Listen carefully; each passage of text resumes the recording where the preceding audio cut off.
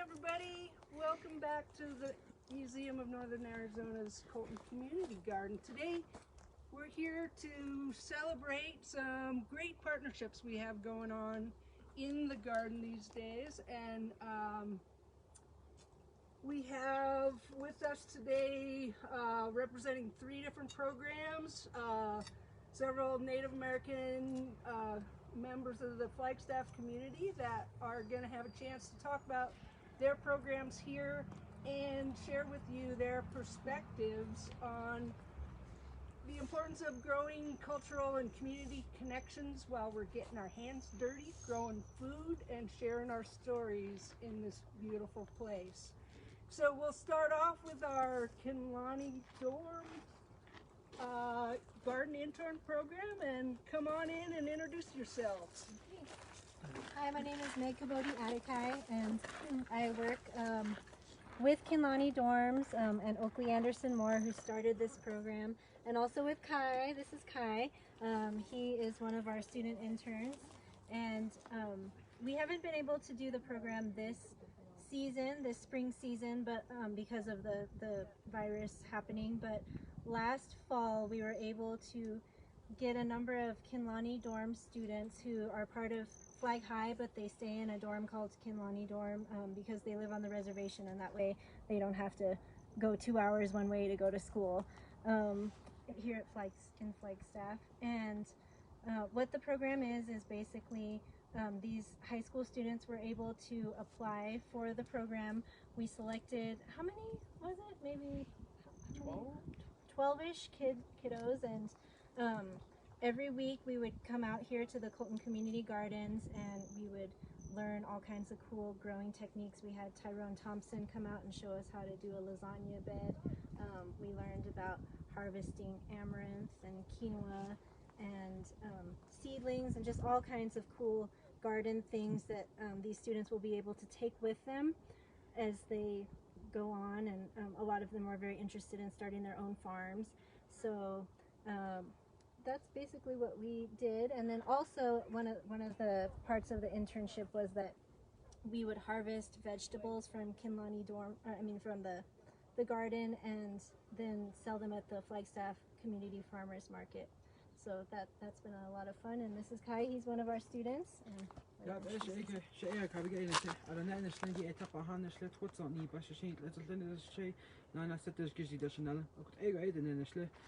As May just stated, I'm a student intern here. I was a senior at the Kinlani Bordertown Dormitory at Flagstaff High School, and she basically stated the entire gist of whatever happened at CULTIVATE, and I was helping out for the majority of everything going on there.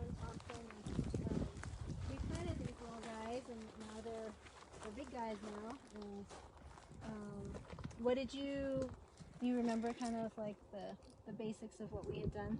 Yeah, basically what we did was we layered different layers of sheet mulch, compost, corn husk and straw with dirt and a O-Horizon humus layer on top with some nutrients that Tyrone had on hand. And we wetted it each down after we put on each layer. And we did it in succinct squares. We did one here first, and then another one here. And then once it was all watered down, we planted onion and garlic. I can't remember in which order, but it's really nice to see these up and growing now. See these poking out. Yep, they were tiny and now they're big plants. So, and then another time when we were here, we were just learning to make salves. Do you remember that? We were hanging over here, and Rosemary Logan helped us with that. And so right now there are really not that many herbs and flowers growing just because of the time of year, but we harvested calendula, and what were some of the other ones? Calendula. Do you remember, Oakley, what some of the other medicinal plants were? Oh, comfrey, yarrow, and then we just added them into a cool salve. And so echinacea too, the echinacea root. Oh, yep, that's right, echinacea. And so that was another cool time. Usually last year we had tomatillos and tomatoes growing over here, and they were a big hit at the farmers market. We were selling them out of the Flagstaff food link booth. So that was a really fun time. And let's see, what about what was one of your favorite times here, I guess, in the garden? I would have to say is gathering the medicinal plants. Yeah, that was or really walking cool. around the garden harvesting them. Mm-hmm. Oh, and then the day we harvested corn, that was a Yeah. lot of fun too. We had we got to see some of Fritz's really beautiful glass gem corn, and that was fun. Okay, let's see what else.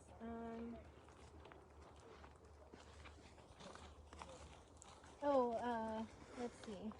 Last year, over in that area, we got to learn about compost, and we got to learn about the three sisters, the corn, beans, and squash that grow together in a symbiotic relationship. So, do you remember any about the three sisters? Yeah, the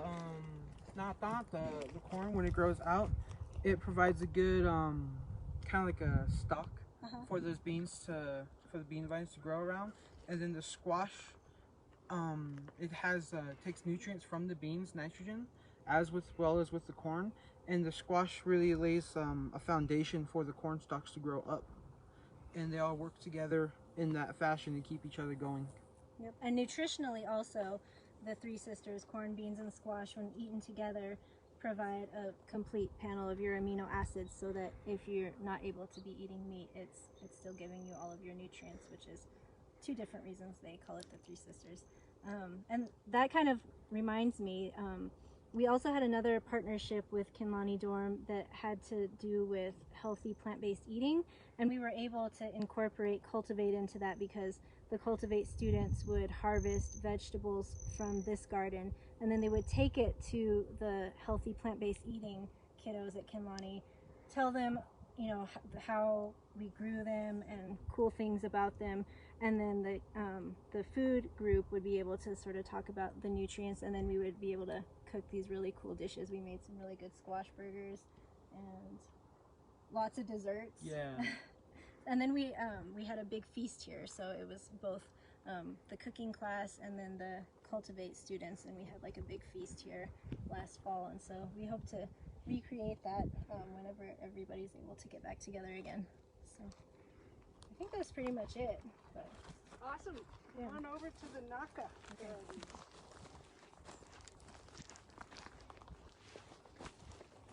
Hello, my name is Carrie Dallas. I'm of 4 different nations. My mother is Navajo, Lakota, and my father is Hopi and Pima. I grew up in the Tuba City, Munkupi area, and now reside in Flagstaff, working for Native Americans for community action under the Lasting Indigenous Family Enrichment Program. In this program, year 3 of the program, we are focusing on Indigenous gardening. Shonri? Hi, my name is Shonri Begay. I'm Dene and Tana Atham, and I'm the Health Educator for Life program. And I'm really excited to bring nutrition and fitness education to this program. Our collaboration with Colton Garden, the Museum of Northern Arizona, is something that we were really looking forward to. In our planning, collaboration with community agencies programs is part of our program. Part of the CDC's funding notification also really mandated, and it's a good thing, is that we start reintroducing and helping our next generation to learn Indigenous practices, tribal connection, our language, and so gardening is very much an Indigenous practice. Imagine when there was no stores. Our elders, our people before us, generations, often gardened, harvested, and then they would go out and collect different seeds, different grasses, different leaves, different plants, different roots, and that's what we consumed as part of our nutrition, which are very, very highly full, really good for us. They're full of vitamins and nutrients, and so this collaboration with Colton Garden is so important to our grant with Centers for Disease Control. And we are really thankful for the connections that we've made. We haven't had the community participation because of current circumstance, but we just received notification that starting June 16th, our community will be able to join us in the gardening, in the watering, as well as different classes where we'll have presenters teaching about language of different things like squash in different languages, different tribal languages, as well as telling stories, sharing stories. I mean, imagine, you know, years ago, families, how they'd be out in the garden planting and, you know, after the evening sitting and eating a harvest meal, the stories that would be told, the sharing of information from generation to generation. We really hope to incorporate that and share it, and hopefully our people will go back to that food sustainability of touching the earth and feeling the sun, breathing in the fresh air, as well as gaining health and well-being.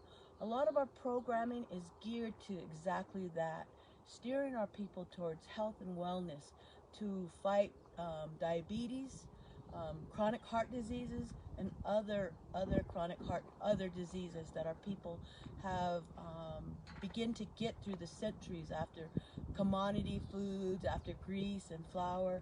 So if we go back to plants, that would be really, really an exceptional thing, not just for today's, but for our future. So we're really, really excited to be a part of this whole program, and we're really, really thankful to Fritz and the Colton Garden for allowing this partnership to happen, as well as Shonri's expertise and the partner that she brings in to help us in the garden. We're really thankful because, again, like I said, we won't be getting community participation until the middle of June, which we are really looking forward to. So if anybody is interested in participating in our program, Indigenous Community, please call us at NACA, the office on Main Street, and our number is 928-526-2968. And you can ask for either Shonri or myself. Do you have any more? I just want to emphasize that our goal here is to give community the skills and knowledge to garden for seasons to come, and also how to use the produce from the garden in their meals. So we have 4 lasagna beds here. Tyrone Thompson from Chiji Farms was gracious enough to come and help us put them together. Fritz here at the Colton Garden actually built the boxes for us, so we're really thankful for that. We have blue corn growing here, and we have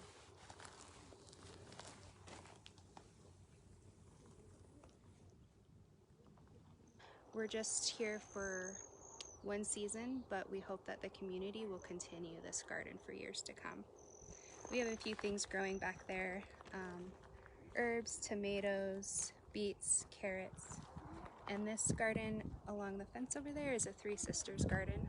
We have white corn, Trail of Tears beans, and striped squash growing over there.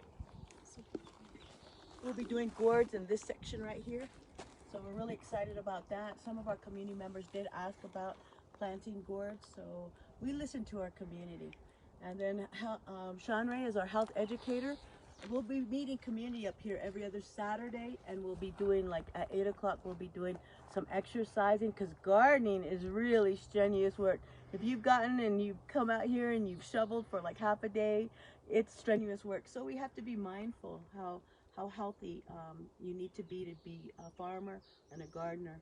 You can't imagine how healthy the farmers were in the ages. So we're so thankful to be a part of this program.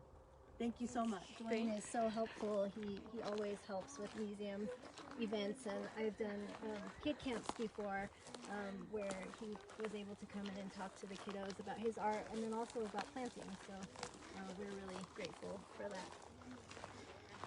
I'm trying to plant some Hopi beans over here. These don't dig too deep. Kind of plant pretty close to the surface, and they should kick up. But I've never planted in a bed like this, and I think with the covers that the garden provides and allowed me to use, that heat will be able to help it a lot. We usually plant out in Hopi. I'm from Second Mesa, from the village of Sapalavi. My field is right below the village, and you know, one of the things out planting out there is we don't really have running water to supply. We don't have no irrigation, so a lot of the water we depend on out there is usually based off of prayer and ceremonies, and for the Katinas to hopefully bring that rain for the gardens. But one thing I've learned, I kind of just started planting. I never really did it throughout my entire life. So probably about like 5 years ago, I've been getting into it and, you know, planting out in Hopi. And my dad's brother, my uncle, gave me a spot to plant where our grandfather used to plant. So I'm still kind of, I would say I'm still like a rookie learning. But I mean, what I've come to discover is I guess the principles of planning and identifying, of like being disciplined. It definitely requires a lot of effort and time.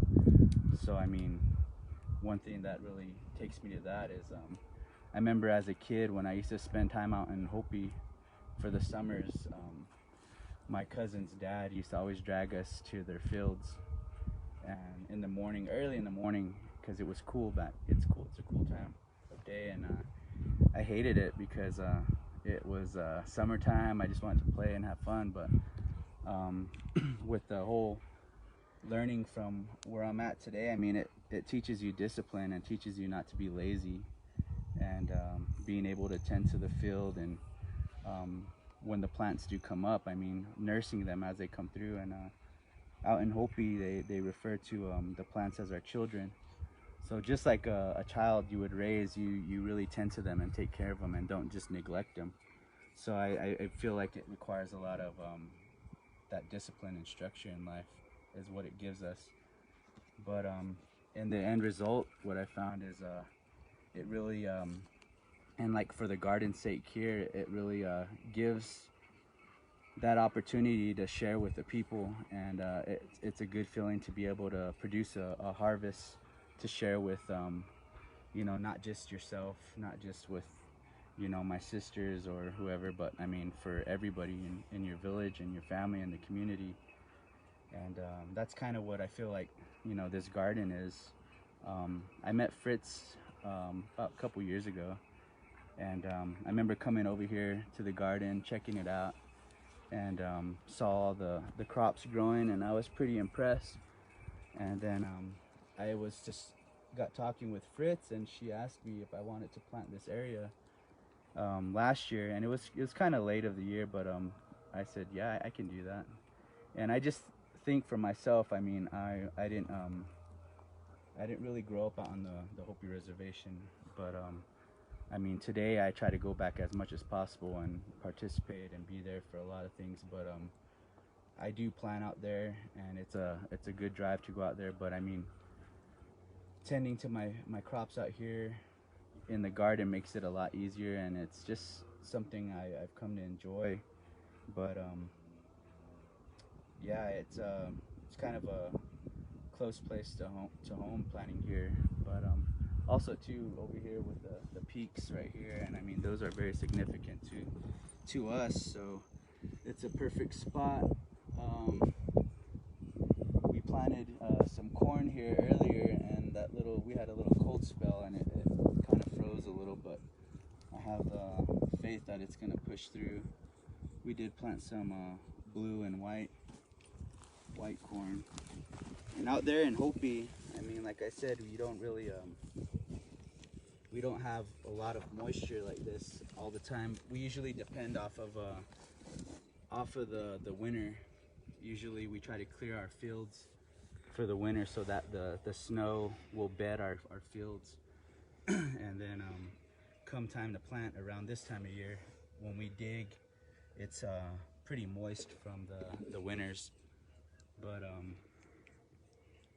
over there we use what we call a soya, a planting stick, and we usually it's a lot of work because it's a lot of getting up and down, and you know, you just go through and kind of dig your little hole, drop your corn and put it in. And I mean, with my nephews and stuff helping me at the time, younger nephews and younger guys, I try to give them that idea of like when we do plant, it's not to be done like in a negative state of mind.